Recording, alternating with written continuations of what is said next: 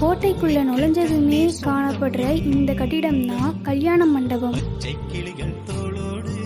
இந்த கல்யாண மண்டபத்துல மத்தியில சதுரமா அமைக்கப்பட்டிருக்க மேடையில தான் திருமணங்கள் நடந்ததா கருதப்படுது. இந்த கல்யாண மண்டபம் முழுக்க சின்ன சின்ன அறைகளா காணப்படுது. கல்யாண மண்டபத்துக்கு பின்னாடி இருக்க இந்த அமைப்புகள்ல தான் யானைகளும் குதிரைகளும் வளர்க்கப்பட்டு பராமரிக்கப்பட்டு வந்ததா கருதப்படுது.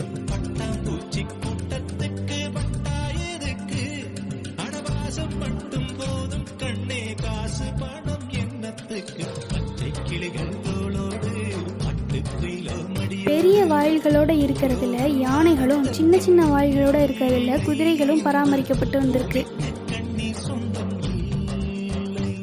இதுதான் வெடிமருந்து கிடங்கு. அந்த கல்யாண மண்டபத்து மேல ஏறி நின்று பார்த்தா அதை சுத்தி இருக்க அமைப்புகள் எல்லாம் தெளிவா தெரியுது.